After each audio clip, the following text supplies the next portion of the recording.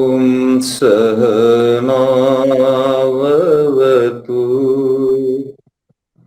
सहनौ भुनक्तु सह वीर्यं करवावहै तेजस्विनावधीतमस्तु मा विद्विषावहै। ॐ शान्तिः शान्तिः शान्तिः। सभी को नमस्ते।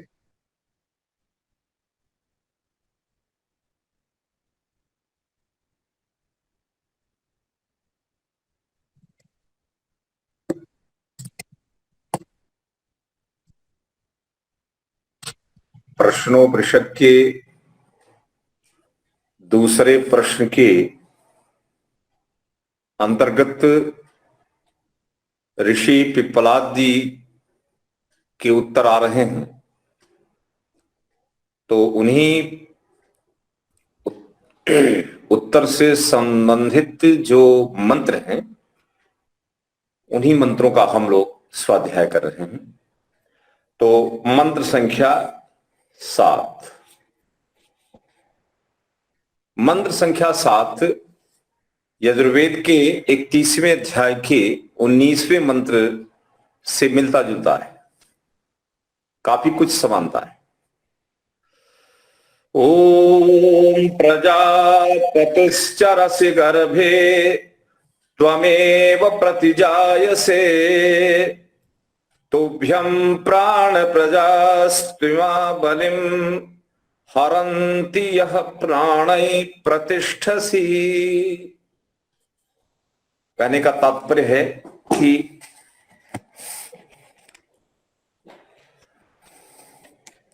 यहां पर सीधी सीधी बात ये कही जा रही है कि हे प्राण, तू प्रजापति है, गर्भ में तू ही विचरण करता है, उत्पन्न होने पर तू ही उत्पन्न होता है। हे प्राण, संपूर्ण प्रजाएं उपहार ला करके तेरे ही समक्ष प्रस्तुत करती हैं। तू ही अपनी भिन्न भिन्न प्राण शक्तियों के द्वारा जड़ चेतन जगत को धारण किए हुए है, स्तंभित किए हुए है, थामे हुए है। ये इसका शाब्दिक अर्थ है। अब इसमें एक एक पद का अर्थ, फिर इसके बाद जो यजुर्वेद का मंत्र है वो भी आपको सुना देता हूं, वो भी बिल्कुल मिलता जुलता है।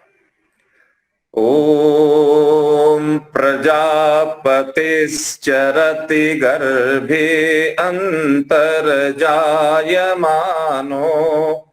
बहुधा विजायते तस्य योनिं परिपश्यन्ति धीराः तस्मिन् तस्थुर्भुवनानि विश्व।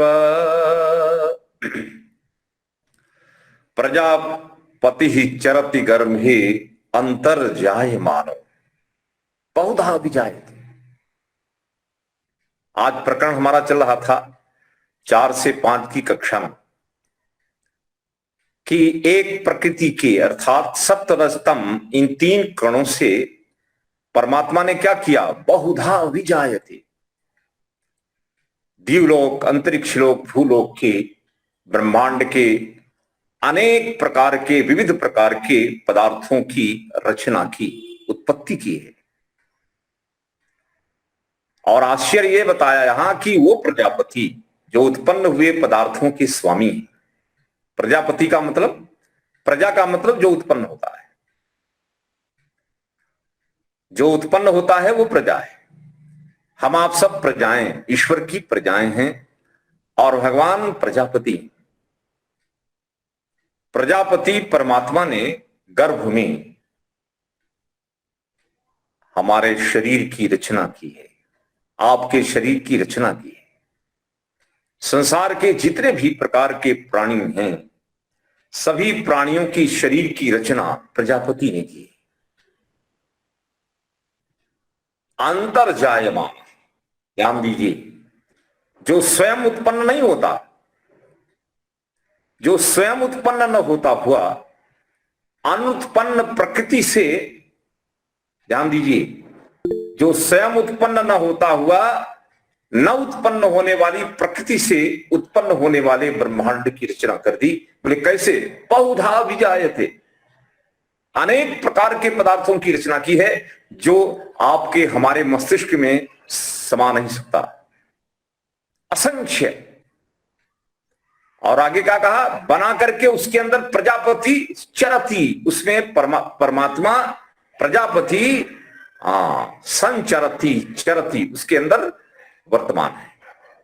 हर उत्पन्न हुई वस्तु के अंदर प्रजापति जो निर्माता है वो निर्मित पदार्थ के अंदर वर्तमान है।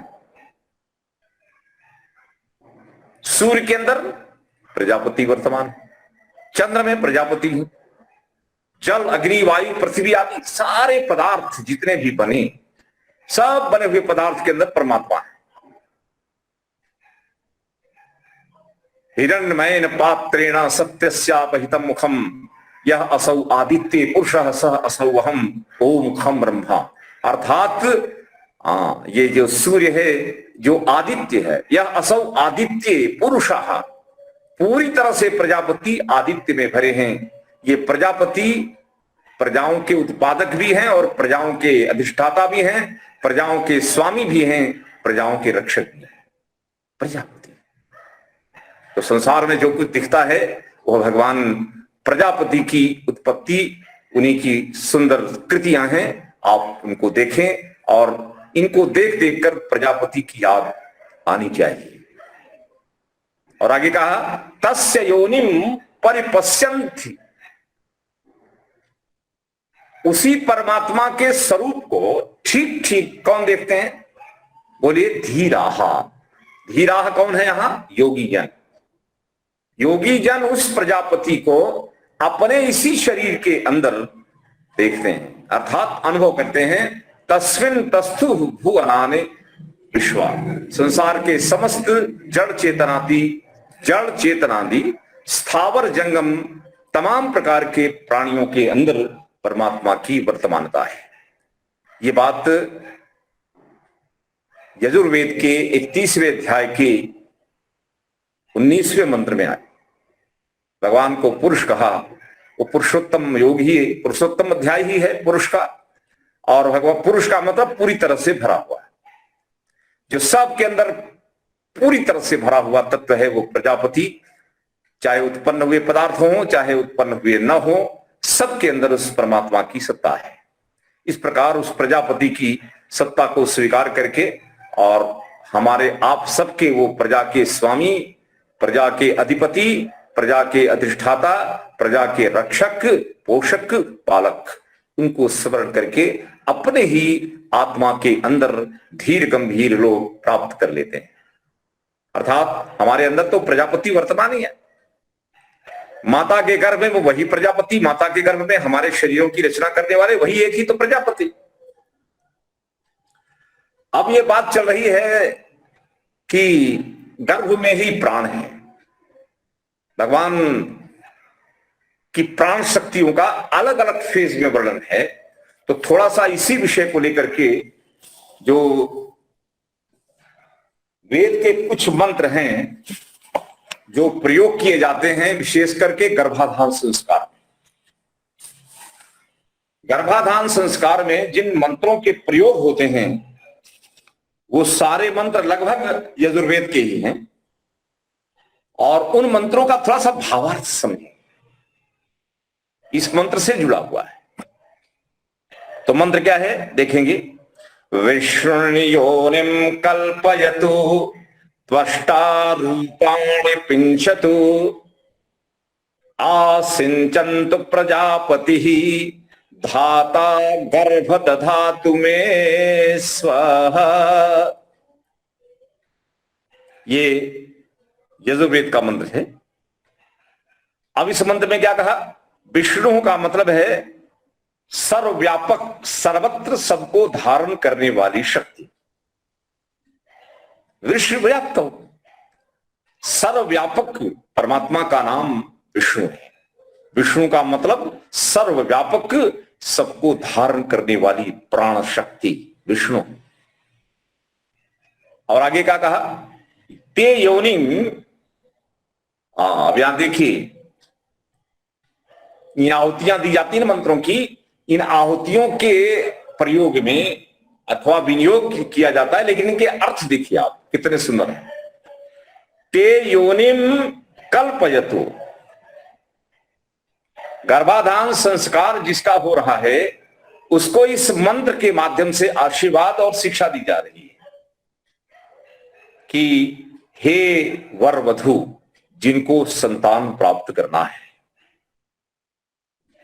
ध्यान देंगे, वो सर्वव्यापक विष्णु आपके गर्भ में भी वर्तमान है। विष्णु। और आगे स्पष्ट किया, गर्भस्थान को सुदृढ़ बनाए। कल्पयतु का मतलब होता है काया, तेरे गर्भाशय को सुदृढ़ करें। जहां पर एक महान आत्मा को अपने गर्भ में लाना है और एक महान आत्मा के आने के साथ उसके शरीर का नव निर्माण होना है, वो निर्माण मां के गर्भ में होना है। भगवान की सुंदर व्यवस्था है। और सारा निर्माण का पूरा कार्य प्रजापति विष्णु परमात्मा करते हैं। प्रजापति प्रजा के रचयिता है। निर्माण का मतलब यही है, प्रजा। जा का मतलब जा जनी प्रादुर्भावे, जो किसी भी पदार्थ की उत्पत्ति करते हैं वो प्रजापति है।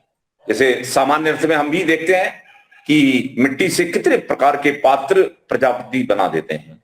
भगवान भी ऐसे ही काम करते हैं। बहुधा भी जायते, एक मिट्टी को उठाया और प्रजापति हजारों प्रकार के पात्र बना देता है।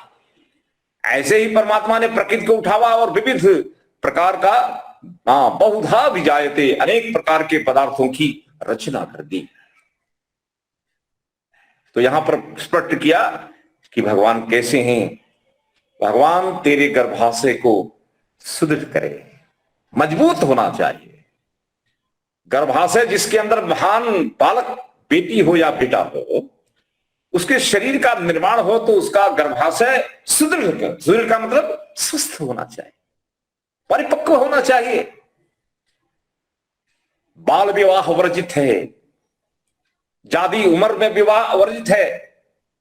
एकदम युवान अवस्था में जो शरीर है वही उत्तम प्रकार के बालक को अपने अंदर धारण करने की सामर्थ्य शक्ति रखती है। इसलिए विवाह का समय 25 वर्ष के ऊपर है, 25 के पहले विवाह नहीं है। ये मंत्र में, इस मंत्र में एक संकेत दिया जा रहा है। और आगे क्या कहा? त्वष्टा। त्वष्टा का मतलब रचने वाला। भगवान क्या है? त्वष्टा। त्वष्टा का मतलब बढ़ई, कारपेंटर।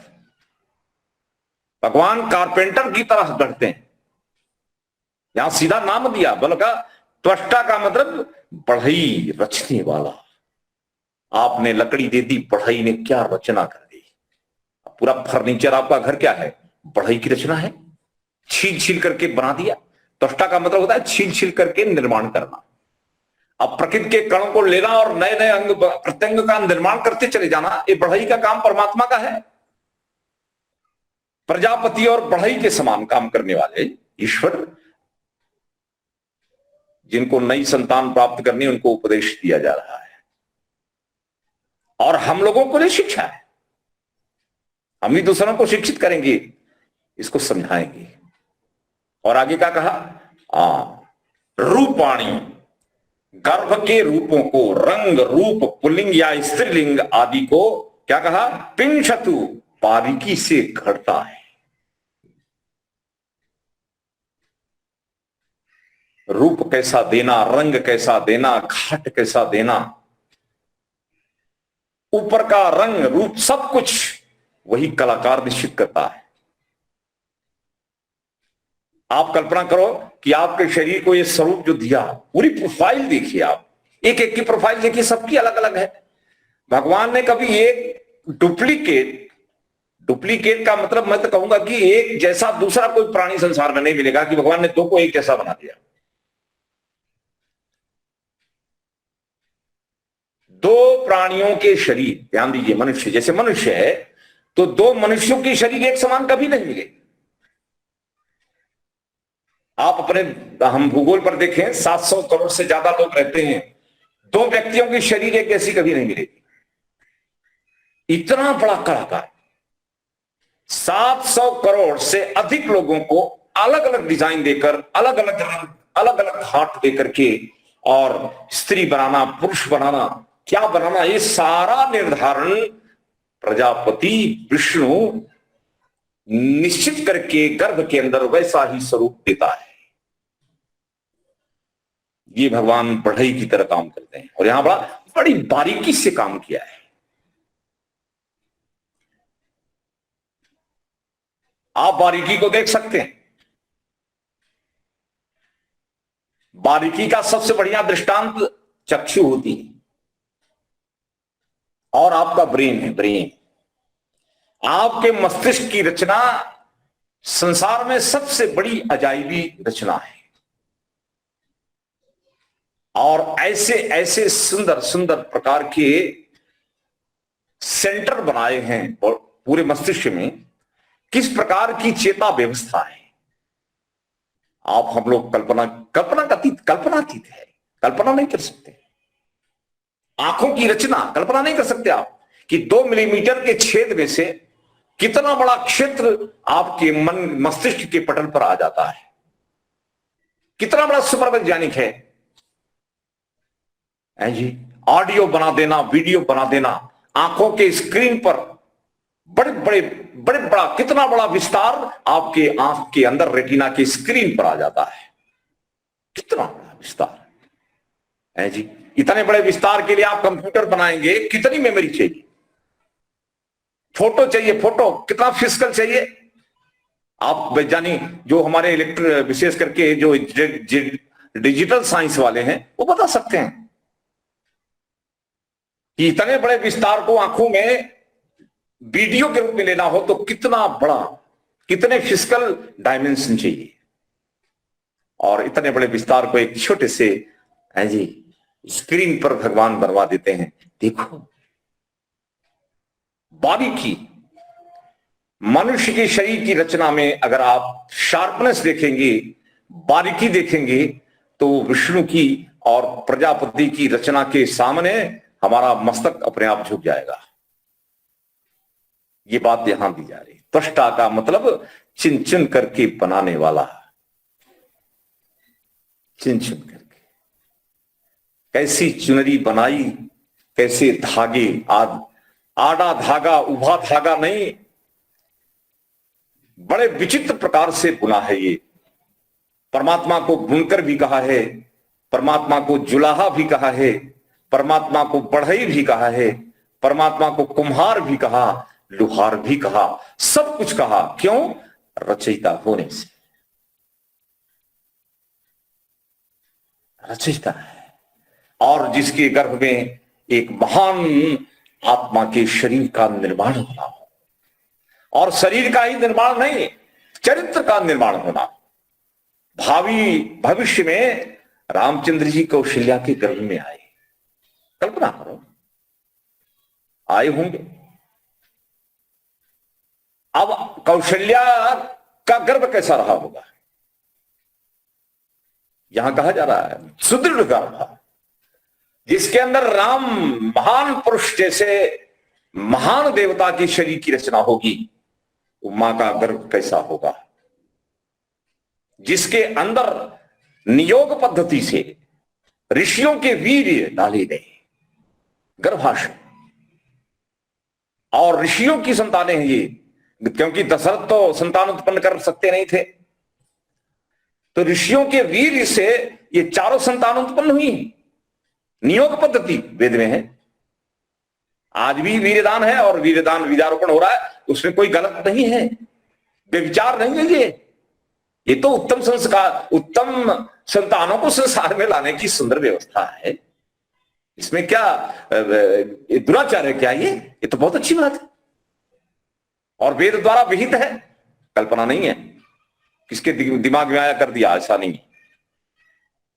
अब बोलते हैं क्या कि हवन किया और हवन में से पता नहीं कौन सी हवी निकली और हवी को खा लिया तो 4 संतान हो गई। ऐसा होता है कहीं? हवी खाने से संतान होगी? ऐसा नहीं है। गर्भाधान संस्कार होता है, बड़ा यज्ञ होता है और उस यज्ञ में ऋषियों का आगमन होता है। ऋषियों के द्वारा वीर दान लिया जाता है, वीर दान करते हैं वो, और उस वीर को माताओं के गर्भ में प्रस्थापित करके 4 महान पुरुषों का जन्म, जिसको हम राम लक्ष्मण भरत शत्रुघ्न कहते हैं, ऋषिपुत्र। ये दशरथ पुत्र नहीं है, ऋषिपुत्र हैं। यही तो समझने में भूल हुई है। पांडव जो है वो ऋषिपुत्र हैं, पांडव ऋषिपुत्र हैं।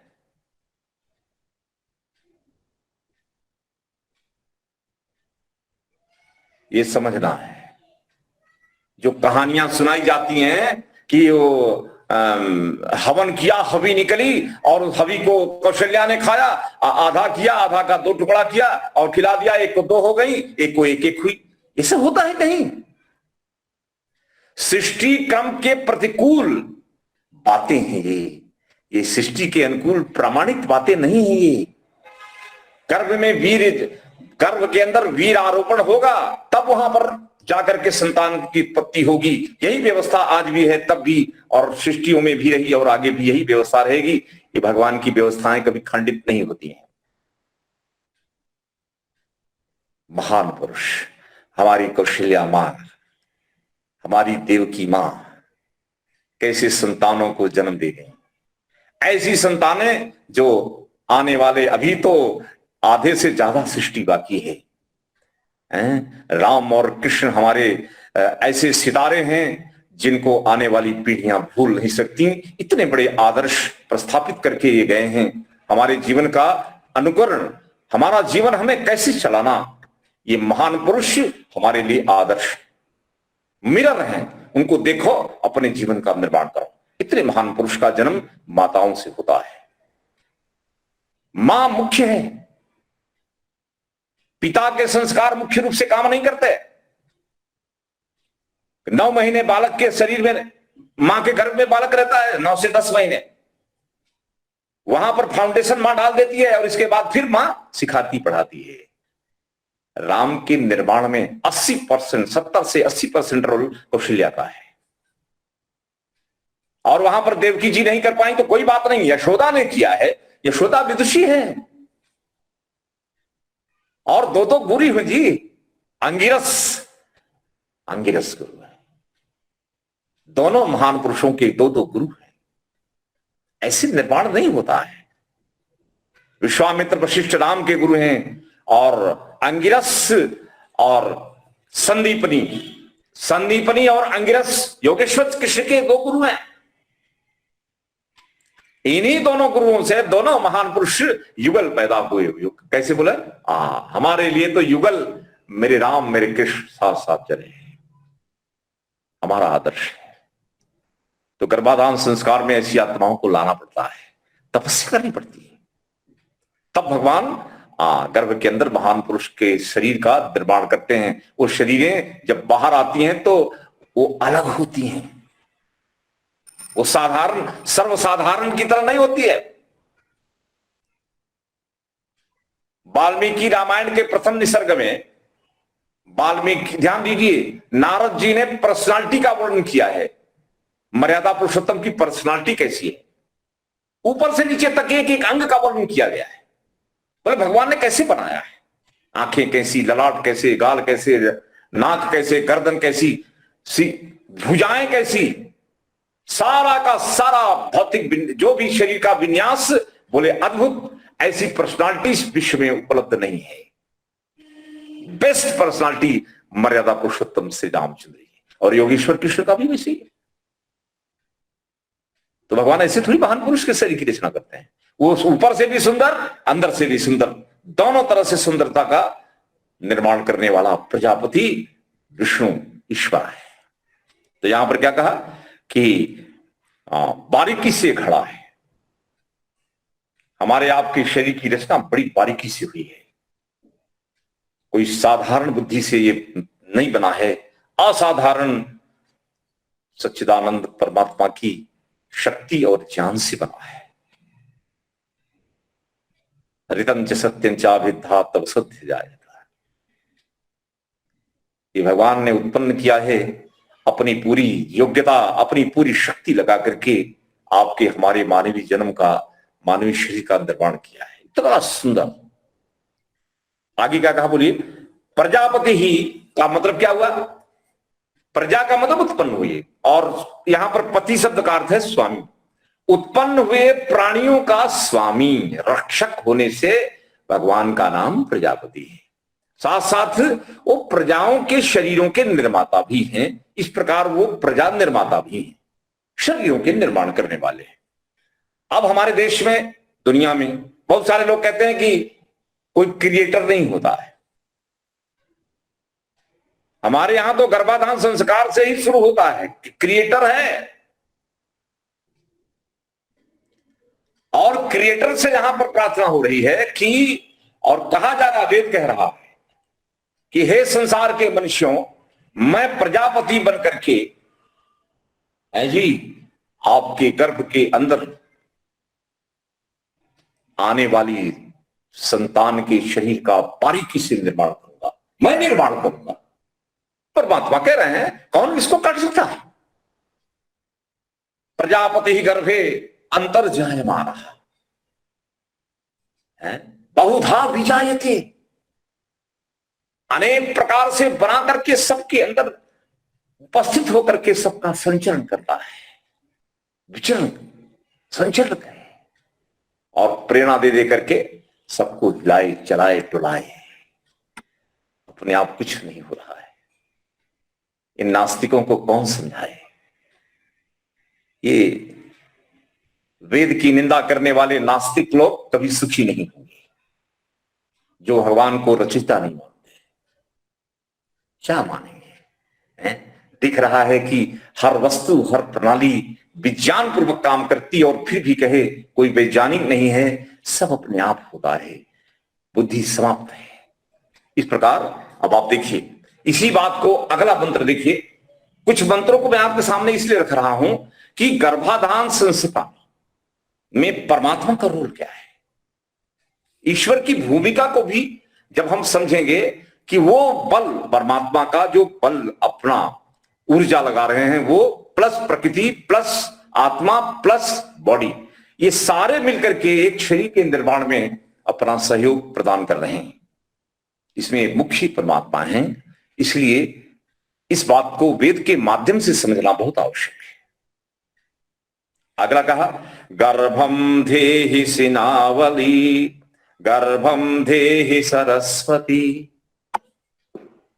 मंत्र देखिए, गर्भम ते अश्विनौ देवावाधत्ताम पुष्कर स्रजा स्वाहा। नृत्य के अनुसार सिन का अर्थ है अन्न, और वाल का अर्थ है पर्व, जिसमें अन्न ग्रहण किया जाता है। ऊर्जा, कल पढ़ा था ना, अन्न क्या है? प्राण है। अन्नो वही प्राण, अन्नो वही प्राण, प्राण ऊर्जा, शक्ति। ऊंची संतान को गर्भ पे लाने के लिए पति और पत्नी दोनों को ऊर्जावान होना आवश्यक है। ऊर्जावान, ऊर्जस्वती दोनों को होना है।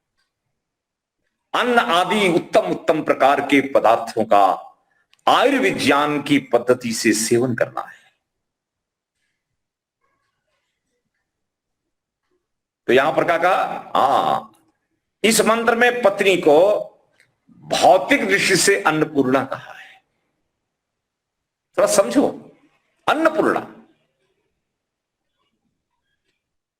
पत्नी अन्नपूर्णा है। पत्नी अगर घर में अच्छी है तो आप ध्यान देना, उस घर में लक्ष्मी की कमी नहीं रहेगी। पत्नी का मतलब कुशल प्रबंधिका, स्किल्ड मैनेजर,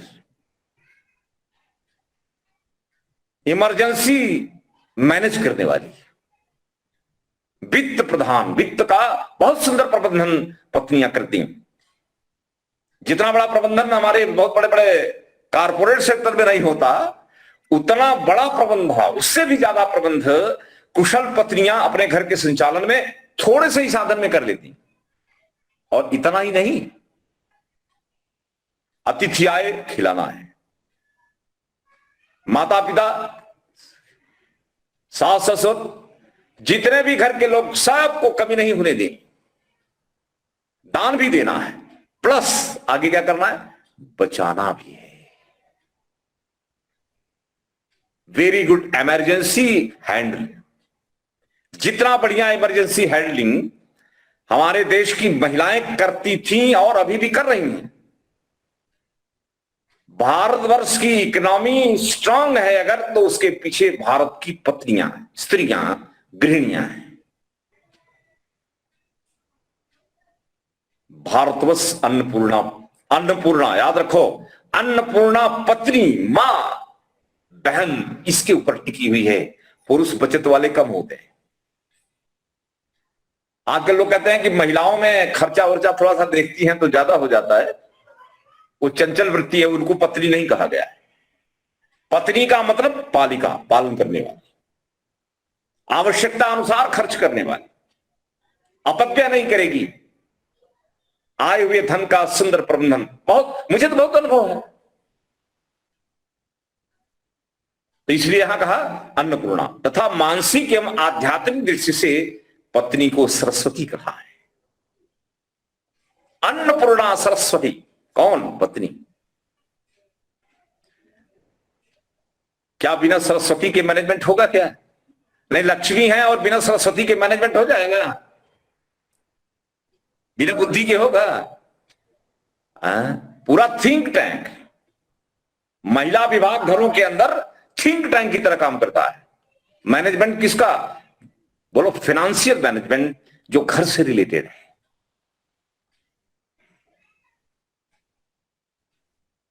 तो अन्नपूर्णा और बोलो सरस्वती। अब हमारी बेटियां यहां, कुछ हमारे ज्यादातर हमारे विद्यार्थी इसमें जो बैठे हैं, इसमें 50% जैसी तो पत्नियां हैं जो माता बन चुकी हैं। उन्हीं की प्रशंसा में वेद कह रहा है कि हे माताओं, आपने इस देश को बचाया है।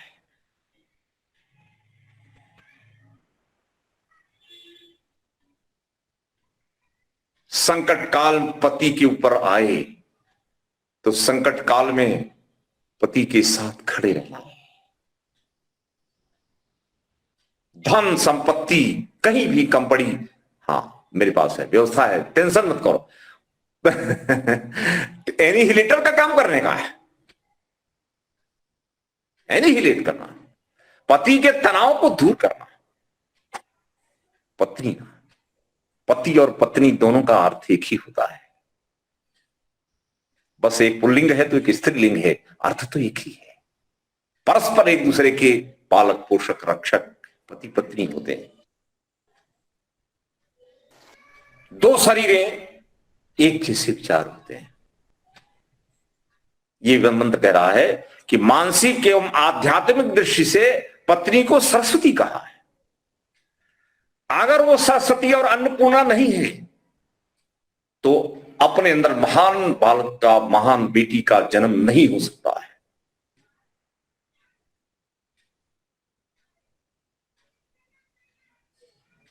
महान बालक का जन्म उसी के यहां होगा जो, क्या होगी बोलो, विदुषी होगी और लक्ष्मी का कुशल मैनेजमेंट करने वाली होगी। लक्ष्मी और सरस्वती को ठीक ठीक व्यवस्थित करने वाली पत्नी महान पुरुषों को जन्म देती है, महान महिलाओं को जन्म देती है। आपने तो दुनिया को बहुत दिया है।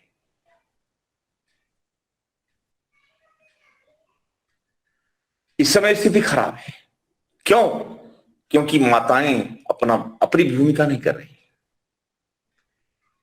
लक्ष्मी और सरस्वती गायब हो गई हैं। आ गया पैसा, जितना है उससे ज्यादा खर्च कर रही हैं। पति परेशान, टेंशन में,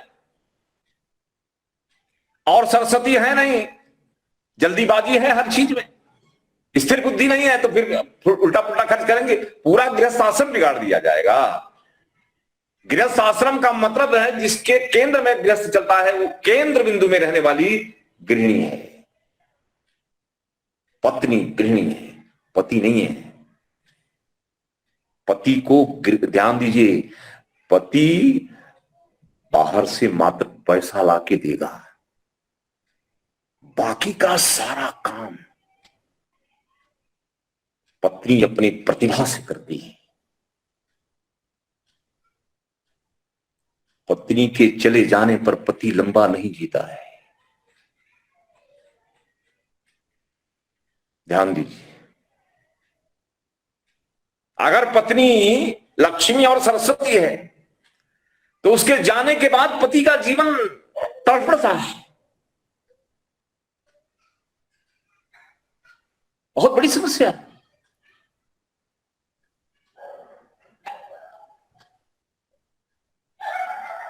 और अगर पति चले गए तो पत्नी मैनेज कर लेती है, बच्चों को पाल पोष करके बड़ा करके पढ़ा देती है। लेकिन अगर पत्नी चली गई तो पति सब गड़बड़ा जाएगा, मामला सब गड़बड़ सड़बड़ हो जाता है। इसका मतलब कि मेन सेंट्रल जो केंद्रित व्यक्ति है वो घर को चलाने वाली पत्नी होती है, गृहिणी होती है, देवी होती है। उस देवी को मैं यहीं से प्रणाम करता हूं। आप हमारी कक्षा में जितने भी हों और पूरे देश दुनिया में जहां भी हों, आपने घर को कुशलता से चलाया है और अच्छे अच्छे संतानों को उत्पन्न करके उनका निर्माण किया है। आगे क्या कहा? गर्भम धेहि, क्या कहा बोलो? गर्भ को धारण करके, अच्छी संतान को धारण करके क्या करना है? पुष्कर पुष्कर सृजौ अश्विनव देवौ, अनेक सर्जन उत्पादन सफलता से किए हैं ऐसे अश्विनी देवता, प्राण अपान अश्विनी देवता बोले ये तेरे गर्भ की पुष्टि करेंगे। कौन करेगा? भगवान की दो शक्तियां हैं, प्रातरग्निम प्रातरिंद्रम हवामहे प्रातर मित्रा वरुणा प्रातरश्विनौ। भगवान में दोनों प्रकार की शक्तियां हैं, प्राण जैसी अपान जैसी। प्राणापान शक्ति जीवन देती और जीवन के बाधक तत्वों को दूर करती है, ऐसी शक्ति। बोले तेरे गर्भ को तू धारण कर, अश्वनी कुमार, भगवान अश्वनी है, तेरे गर्भ में बैठे, चिंता मत कर, वो संभाल लेंगे, रक्षा करेंगे। गर्भ में बने हुए आए हुए बालक का संरक्षण तो परमात्मा करेंगे, निर्माण भी करेंगे, रक्षा भी करेंगे। लेकिन आपको भी ध्यान रखना है। क्या कहा? अन्नपूर्णा बन करके आपको पुष्टिदायक पदार्थों का सेवन करना है और साथ बुद्धि के प्रयोग से चलना है। अंधविश्वास में मत फंसना, डोरा धागा मत बांधना। मंदिर मंदिर सब वहां जाओ, वहां गुरु, वहां चला, वहां कुछ नहीं, सिर्फ ईश्वर को मान करके और बुद्धि पूर्वक वेद के, आयुर्वेद के सिद्धांत के आधार पर उत्तम प्रकार के पदार्थों का सेवन करते हुए आप चलेंगे। भगवान आपके अंदर अश्विनी बन करके सुरक्षा करेंगे। यहां कहा तेरे गर्भ की पुष्टि कौन करेंगे? तो अश्विनी करेंगे, भगवान करेंगे। वेद में अश्विनी देवों का काम चिकित्सा होता है, अश्विनी कुमार चिकित्सक के लिए प्रयोग होता है। तो भगवान चिकित्सक हैं, वो गर्भ के अंदर बालक को बनाते भी हैं, संभालते भी हैं, उसकी यथायोग्य चिकित्सा भी करते हैं। लेकिन माता को, पिता को सावधान रहना है, नियमों का पालन करना है। कई लोग अश्विनी देव का अर्थ प्राण और अपान भी करते हैं, जैसे मैंने आपसे अभी कहा कि प्राण अपान भी अर्थ होता है, और साथ साथ परमात्मा चिकित्सा पद्धति, चिकित्सक भी होने से वो गर्भ के अंदर बालक को संभालते भी हैं, तो उसका इलाज भी जहां जैसी जरूरत पड़ती है ईश्वर करते हैं। लेकिन माँ बाप की, ध्यान दीजिए, माँ बाप की सतर्कता के साथ साथ अगर माँ बाप नियम का पालन नहीं करेंगे तो फिर गड़बड़ हो जाए, ये ध्यान। और आगे क्या कहा, हिरण्मयी अरणीयम निर्मंथतो अश्विना। ऋग्वेद का पाठ चल रहा है, ऋग्वेद क्या कहा, तम ते गर्भम हवामहे दशमे मासी सूतवे स्वाहा। ऋग्वेद में कहा बालक 10वें मास में जन्म लेगा। हम लोगों के रूल हो गया 9 मास, 9 मास नहीं, बालक पूरी तरह से 10वें मास में पुष्ट होता है। 9वें मास की पुष्टि अधूरी होती है, लेकिन कोई बात नहीं, 9 भी या 10 में प्रवेश कर जाते हैं, कोई चिंता की बात नहीं है। तो यहां क्या कहा, अश्विनी देवता, चिकित्सा देवता, प्राण और अपान। ये आवाज नहीं आए प्लीज, आवाज नहीं, आवाज न करें। नियंत्रक कौन है जी, नियंत्रक, प्रबंधक, नियंत्रक कौन है, शासक? आवाज नहीं आनी है। कांति भाई कहाँ है जी? सतीश चंद्र जी पांडे, अपना ऑडियो बंद कर दें। पांडे के म्यूट ही नहीं होता, क्या करें, म्यूट ही नहीं होता। भगवान से प्रार्थना करें। 3-4 बार किया कि लेकिन म्यूट ही नहीं होता। कोई बात नहीं, अब हम लोग सहन करेंगे। तो क्या हुआ बोलो, अश्विनी, अश्विनी का मतलब क्या हुआ बोलो, गर्भ के अंदर परमात्मा चिकित्सक के रूप में काम कर रहे हैं, प्राण और अपान शक्ति के रूप में काम कर रहे हैं। मतलब क्या हुआ, ऊर्जा परमात्मा की वहां प्रयोग में आ रही है, और अपान का मतलब होता है यह दुखम अपनयति अपानहा, जो दुख को दूर करता है, अर्थात गर्भ के अंदर बालक की किसी भी बाधा आ रही है तो उसको दूर करना, और जो साधक चीजें हैं उसको परमात्मा अपनी शक्ति बल प्रदान करके उसकी पुष्टि करते हैं। तो भगवान चिकित्सक के रूप में भी काम कर रहे हैं, और प्राण अपान दोनों प्रकार की भूमिका भी ईश्वर गर्भ में निभा रहे हैं। और आगे स्पष्ट क्या किया, यम, जिस अग्नि रूपी गर्भ को अग्नि कहा गया है, अग्नि शक्ति है, ये साधारण जन्म नहीं है,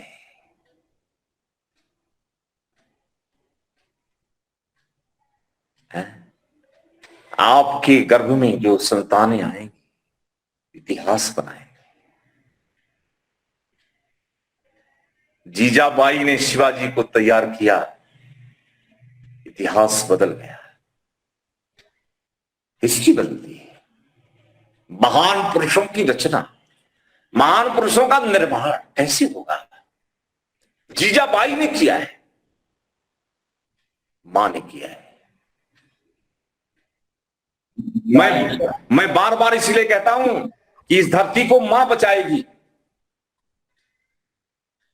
अभी भी आने वाली माताएं बचा सकती हैं, बेटियां हैं, इनको शिक्षा दीजिए, और गर्भाधान संस्कार से लेकर के सारे संस्कार अगर गर्भ के अंदर होने वाले और बाहर वाले हो जाएं, तो मैं कहता हूं कि आज भी राम और कृष्ण, सीता और रुक्मिणी जैसी महान नारियां हो सकती हैं, आज भी हो सकती हैं, करना पड़ेगा। तो यहां स्पष्ट किया, अग्नि रूप गर्भ को अरणि, जैसे अग्नि होती, अग्नि मतलब लकड़ी, जो लकड़ी को घसते हैं तो उसमें से अग्नि उत्पन्न होती है। पहले जो प्रायः हवन यज्ञ होते थे तो उसमें लकड़ियों को, अरणि को जब हम घर्षण देते थे तो अग्नि उत्पन्न होती थी, और उसको अग्नि सुनहरे रंग की होती थी, गोल्डन कलर। ध्यान दीजिए, थोड़ा सवेरे आए हैं।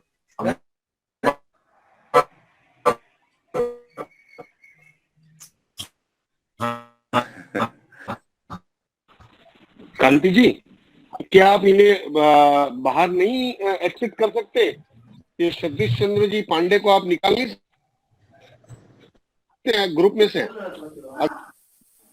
नहीं, म्यूट वो नियंत्रण करें, हटाएं नहीं, हटाना नहीं है, सिर्फ थोड़ा सा हो सकता है उनको आता नहीं होगा, मुझे लगता है वो आता नहीं है, वैसे दिक्कत आ रही है, कोई बात नहीं। तो चलेंगे। जिस अग्नि रूप गर्भ को अरणी मतलब अरणियों के द्वारा हिरण्यमयी निर्मंथतः मंथन करने पर सुवर्ण के समान शुद्ध उत्पन्न, क्या होता है बोलो? अग्नि। सुवर्ण अग्नि के समान अग्नि अरणियों के घर्षण से उत्पन्न होती है। उसी प्रकार से यहां स्पष्ट किया, हाँ, तम ते गर्भा, उस तेरे गर्भ में पुरुष का वीर्य और तेरा रज दोनों के बीच मंथन से गर्भ का उत्पादन होगा। बोलो कैसा होगा? सोने जैसा। कैसी संतान उत्पन्न होगी? बोले सोने जैसी, गोल्डन गोल्डन औलादें होंगी। संसार में आने वाले सब स्वर्णिम संतानें होंगी। सुनेगा भारत, सुनेगा देश बनेगा। गर्भ सोने जैसा, गर्भ में बनने वाला बालक सोने जैसा, बाहर आया निर्माण किया सोने जैसा, और ऐसे बालक वृद्ध वयस्क हुए तो पूरा देश बालक और बालिकाओं से सोने जैसा। पूरा भारत फिर से गोल्डन वर्ल्ड हो गया। बोले सोने की चिड़िया बन गई। बोले पूरे भारत को सोने की चिड़िया कैसे बनाएंगी? बोले गर्भ से शुरू होता है सोने की चिड़िया बनाने का फाउंडेशन। अब तो क्या है, बीज फेंक दिया, गर्भ बन गया, खत्म, बात हो गई। कोई प्लान है क्या? कोई योजना है क्या? कोई पद्धति है क्या? कुछ नहीं है। आने वाली संतानें कैसी बन रही है देख लीजिए। कोई गोल्डन है? यहां तो सीधा वेद कह रहा है गोल्डन गोल्डन औलाद पैदा करो, भारतवर्ष को, विश्व को स्वर्णिम बनाओ, पूरे देश दुनिया को चमकाओ। ज्ञान विज्ञान से चमकने वाले नागरिक बेटी और बेटियां युवान चाहिए। सभेयो युवास्य यजमानस्य वीरो जायताम, आस्मिन राष्ट्रीय राजन्यः शूरो अतिव्याधि महारथो जायताम। ये ऐसा राष्ट्र चाहिए, ऐसे नागरिक निर्माण चाहिए, मां करेगी। मातृमान पितृवान आचार्यवान पुरुष वेदा। वेदों की विदुषी ही महान संतों का निर्माण करती है। महान संतानों का निर्माण विदुषी करेगी। धन्य है वो संतान जिसकी मां वेदों की विदुषी हो, जिसके गर्भ से ही उसके आधारशिला बने और गर्भ में ही आधार निर्माण करके बाहर ला करके और महान व्यक्तित्व को बनाकर संसार के उपकार के लिए समर्पित कर देवे। ऐसी महामां ये मां है। राम स्वर्णिम महापुरुष, योगेश्वर स्वर्णिम महापुरुष। कौन कैसे बने? देवकी हमारी स्वर्णिम मां है और कौशल्या भी स्वर्णमयी मां है। इन माताओं ने अपने जैसे अपने संतानों को जन्म दिया। वो तो और वो ऐसी संतानें की संतानों के नाम से मां बाप जाने जाते हैं। ऐसी संतानों का निर्माण होना चाहिए। माता पिता के नाम से नहीं, संतान के नाम से निर्माण किसका हो बोलो? संतान। हम मर्यादा पुरुषोत्तम राम का नाम लेते हैं तो पिता का माता का नाम बाद में आता है। ऐसा बनाओ, भले ही कम होगी संख्या, लेकिन पूरी दुनिया में पूरी दुनिया का चित्र बदल सकते हैं। कुछ ही संख्या में लोग आ जाए तो अच्छी आत्माओं का अवतरण इस पृथ्वी पर करना है। उसके लिए नए जो पति पत्नी हैं जो संतान को ला रहे हैं, वो लाने के लिए पूरी आयुर्वेद पद्धति का, पूरे जो भी पद्धति है उसका ठीक ठीक प्रयोग करें तो आने वाली संततियां अच्छी आएंगी, निर्माण होगा और आने वाली समस्याओं का समाधान भी होगा। तो यहां पर कहा क्या? तम ते गर्भम 10वें मासी सूतवे, 10वें महीने में उत्पन्न होने के लिए हम परमपिता परमात्मा से आह्वान करते हैं। ये भगवान से प्रार्थना है। आगे का मंत्र क्या है देखिए, ऋतेन सत्यम इंद्रम विपानं शुक्रबंधस इंद्रस्येन्द्रियमिदं यो पयोमृतम मधुस्वाहा। क्या कहा यहां देखिए, गर्भोत्पत्ति से बालक जब बाहर आता है तो एक जाली में ये पूरी एक मेम्ब्रेन होती है, मेम्ब्रेन के अंदर होता है, मेम्ब्रेन में। तो यहां बताया आवृतः गर्भः जरायुणा आवृतः गर्भः। हम आप सब लोग जरायुज हैं, अर्थात झिल्लियों में हम होते हैं गर्भ में। जब बाहर आते हैं तो झिल्ली से बाहर आते हैं, फिर झिल्ली बाहर निकलती है, फटती है और उसमें से संतान बनता है। और झिल्ली के अंदर पानी होता है, बालक उसी पानी में तैरता है। कैसी सुंदर व्यवस्था। और बाहर आते ही सारे के सारे शटल खुलते हैं। बोले कौन सा शटल खोला? बोले बाहर आते ही श्वसन तंत्र चालू। बच्चा रोया और बोलो रेस्पिरेटरी सिस्टम चालू, सांस प्रश्वास चालू। बस सुंदर व्यवस्था है। आप देखेंगे यहां कहा ढका हुआ गर्भ जन्मना उलोलम, जन्म देने पर गर्भ को लपेटने वाले खोल को छोड़ देता है। में जो झिल्ली होती है, गर्भ से बाहर आने पर बच्चा वो झिल्ली छोड़ देता है और मां की गोद में आ गया। और मां की गोद से फिर धरती मां की गोद, मां की गोद, पूरे परिवार के का लाली बन जाता है। तो यहां पर स्पष्ट किया कि इसके आगे इंद्रिय तथा शुक्र का वर्णन करते कहा कि जिसमें संतान उत्पन्न करने वाला वीर्य निकलता है। जननेन्द्रिय ज्ञान पूर्वक सच्ची होनी चाहिए। गर्भाधान करने वाला व्यक्ति जानता है कि उसने इंद्रिय से कोई दुष्कर्म नहीं किया है, अपने प्रजनन तंत्र को सुरक्षित है। और शुक्र वीर्य कैसा है आगे स्पष्ट किया, अन्नसमहा विपानम शुक्रम, अंधकार से छूट करके पवित्र होता हुआ वह वीर्य, इदम पय अमृतम मधु, यह वीर्य दूध अमृत मधु की समान। आप समझो, पुरुष शरीर में परमात्मा ने जो वीर्य रखा उसकी उपमा यहां दी गई कि वो अमृत के तुल्य है, दूध के तुल्य है और शहद के समान, अमृत के समान है। क्यों? ध्यान दीजिए, क्यों?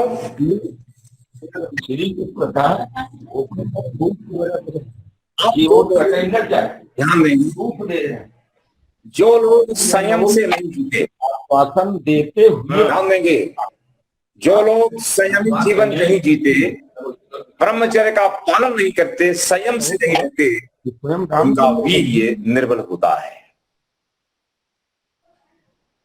स्पर्म्स उनके कमजोर और कमजोर स्पर्म्स में से बड़ी निर्बल होता है। और ऐसा बच्चा जन्म से ही गर्भ में रोगी और बाहर आता हुआ पूरे जीवन रोगी होता है। इसलिए जैसे खेत में बीज कैसा होना चाहिए, क्षेत्र कैसा होना चाहिए, बीज और क्षेत्र दोनों स्वस्थ होंगे तब उसके अंदर उत्पन्न होने वाली संतान ऊंची होगी। इसलिए ब्रह्मचर्य का पालन, संयम से रहें। गृहस्थ आश्रम भोग नहीं है, गृहस्थ आश्रम तपोवन, तपो आश्रम है, नाम ही आश्रम है गृहस्थ आश्रम। आश्रम का मतलब जहां पर लोग परिश्रम पूर्वक पुरुषार्थ करके ब्रह्मचर्य का पालन करते हुए अनेक प्रकार के ऐश्वर्यों को प्राप्त करते हैं, उसमें संतान मुख्य है। गृहस्थ आश्रम में संतान प्राप्ति मुख्य है। इसलिए ध्यान रखें कि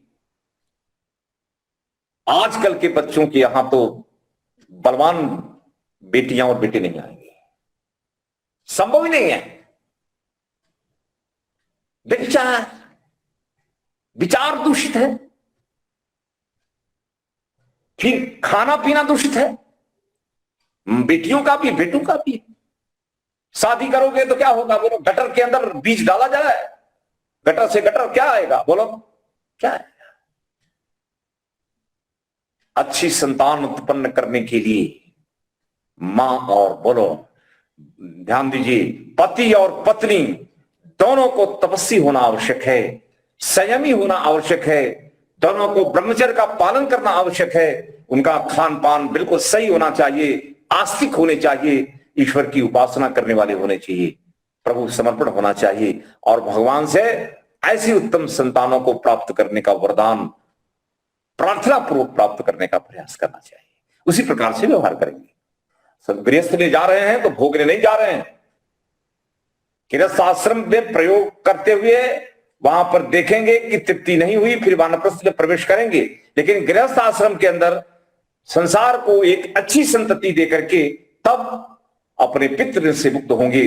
पितृ से मुक्ति का एक सुंदर व्यवस्था हमारे देश में, और परमात्मा ने वेद में दी, वेद की शिक्षा है। अंतिम मंत्र तेरा हृदय, यहां पर कहा दिया, अंतिम बात कह के बात को समाप्त करेंगे, समय तो हो गया। हम दोनों कौन? पति पत्नी। अंतिम बात सुन लो। पारस्कर सूत्र में कहा, यजुर्वेद में कहा, क्या कहा? हे सुकेशा, सुंदर केशों वाली पत्नी, पति कह रहे हैं, तेरा हृदय चांद में है। तेरा हृदय चांद जैसा है। कौन कह रहा है? पति अपनी पत्नी से कह रहा है कि आपका भाव हृदय चांद के समान शीतल है, आप शीतला है। और आगे का कहा, हाँ, दिवी चंद्रमसी, जो तेरा हृदय द्युलोक के चांद में स्थित है, अर्थात चंद्रमा के समान आनंदमय आह्लादक है, बड़ा प्यारा और मीठा है। तेरा हृदय बड़ा मीठा है, अर्थात तेरी वाणी, तेरा व्यवहार बहुत स्वीट है। आप ध्यान दें, जिस घर पे पत्नी की वाणी मीठी होती है और अंदर से भाव उसका बड़ा पवित्र होता है, आपको लगेगा मैं स्वर्ग में आ गया। इतना सुख मिलता है। आनंद का धाम बनाती है पत्नी अपने घर को। इसलिए परमात्मा यहां कह रहे हैं कि पत्नी का हृदय कैसा हो? बोले चांद जैसा हो। और आगे का कहा, हाँ, इस बात को मैं जानता हूं कि तू चांद है। कितना सुंदर वर्णन है। और वह तेरा मन मुझे भी वैसा ही जाने कि मैं भी अनुभव करता हूं कि तू चंद्रमा के समान आनंद से भरी है, वैसे तू भी मुझे जान, मैं भी वैसे ही चांद के समान आनंद से भरा। हम दोनों चांद हैं। हमारे दोनों के भाव हृदय चांद के समान आह्लादक हैं। तू मुझे खुश रख, मैं तुझे खुश रखूं, हम दोनों सदा प्रसन्न रहें। अगर पति पत्नी दोनों प्रसन्न हैं तो उनके यहां संतानें कैसी होंगी? महान संतानें आएंगी, जिसके हृदय में पवित्रता है, वाणी में मधुरता है और व्यवहार में सेवा, प्रेम, करुणा है, रक्षा है।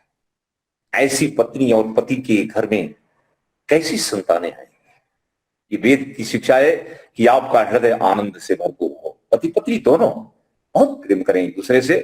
इस प्रकार हम दोनों 100 वर्ष तक एक दूसरे को देखें, 100 वर्ष तक एक साथ जीवन व्यतीत करें और 100 वर्ष तक एक दूसरे को सुने, 100 वर्ष तक एक दूसरे के साथ वार्तालाप करें, 100 वर्ष तक अधीन भाव से जिएं।